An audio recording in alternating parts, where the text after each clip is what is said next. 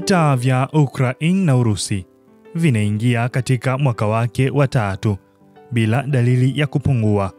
Mashambulizi ya anga ya Urusi yamekuwa yakiongezeka na miji kadhaa ya Ukraine imekuwa ikishambuliwa mara kwa mara kwa makombora na drones.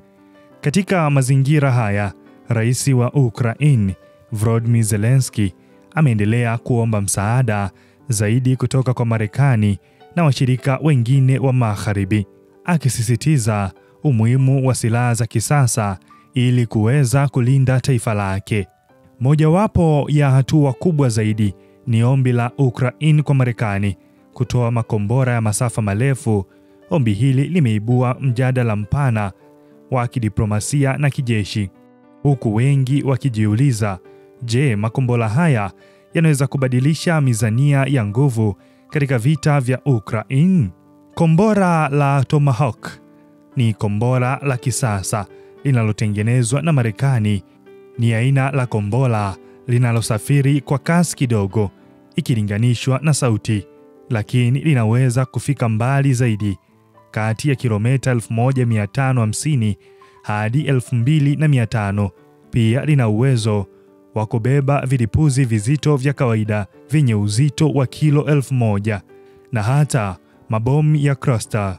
Tofauti na makombora ya masafa mafupi ambayo Ukraine imekuwa ikitumia, Tomahawk linaweza kusafiri likiweka miji mikuu na miundombinu ya kijeshi katika hatari kwa Kiev.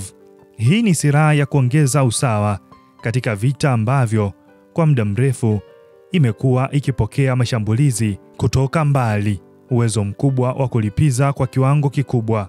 Katika mahojiano na moja ya chombo cha habari, Zelensky alipoulizwa ni msaada gani muhimu zaidi kutoka kwa Marekani, alisisitiza kuwa tayari amefikisha ombi lake kwa Rais Donald Trump na Marekani inashughulikia swala hilo. Aliongeza kuwa silaha hizo zitaiweka Urusi chini ya shinikizo kubwa kiasi kwamba huenda Ukraine isiwe na haja tena ya kuzitumia. Kauli hii imeacha watazamaji wengi wakibashiri kuhusu aina ya silaha hizo.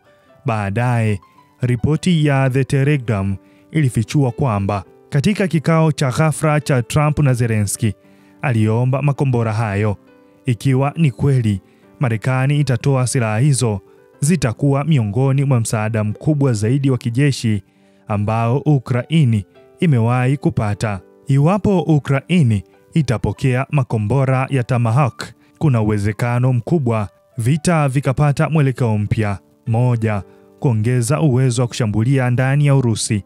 Kwa sasa, mashambulizi mengi ya Ukraine yamekuwa yakilenga maeneo karibu na mpaka au maeneo yaliyokaliwa na Urusi. Tomahawk itaruhusu Kiev kushambulia miji mikubwa ya Urusi, viwanja vya ndege vya kijeshi na maghala ya silaha vilivyo mbali. 2.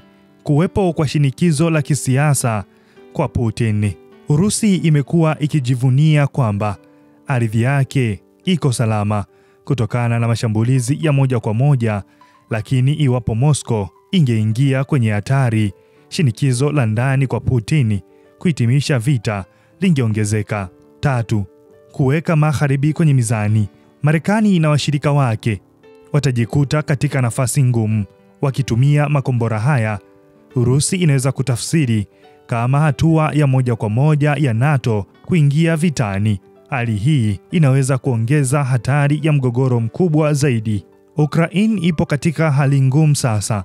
Mashambulizi ya anga ya Urusi yanaendelea kuharibu miji yake na kuua raia, huku uwezo wa Ukraine kujilinda ukiwa mdogo. Ombi la Zelensky kwa Marekani ya Tomahawk yanaonyesha uharaka wa hali hiyo na hamu ya kupata suluhisho la haraka. Hata hivyo, dunia nzima inatazama kwa makini. Utoaji wa silaha za masafa marefu unaweza kuwa hatua ya kihistoria, lakini pia unaweza kufungua ukurasa mpya wa mgogoro mkubwa zaidi kati ya Urusi na Magharibi. Kwa sasa, swali linabaki wazi. Je, Tomahawk ni suluhisho la kuleta amani au ni hatari ya kuingia kwenye vita vikubwa zaidi? duniani?